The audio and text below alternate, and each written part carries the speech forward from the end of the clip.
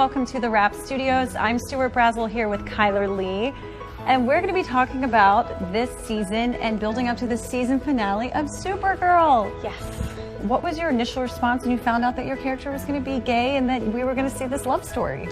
I had no idea that it was coming. At the end of season 1, Andrew Kreisberg had talked to me a little bit about things for the next season, which is season 2, saying, you know, well, we're thinking about possibly bringing in like a romantic situation for Alex next season as we kind of know a little bit more about her.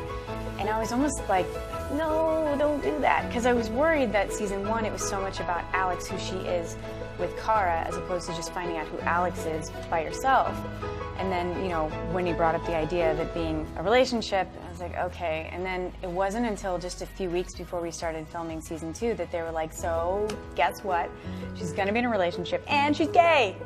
And I'm like, what?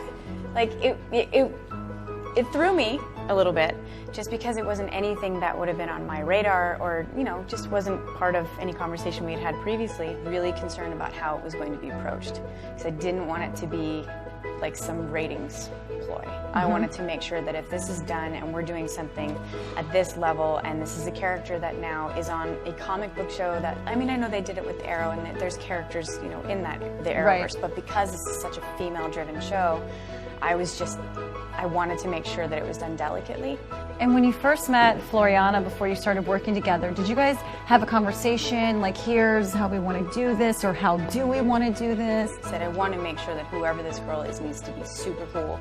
Like, I'm very protective of our cast and our set, because we all know when sets are bad, it's awful. But when you get a good vibe, like, it's when you're there for 14 to 16, sometimes 18 hours a day, you need to make sure that, you know, your environment is cool. So I talked to my husband about it, and I was like, babe, I'm going to be getting these auditions. And he's like, they're going to be sent to me. And he goes, let me see them first.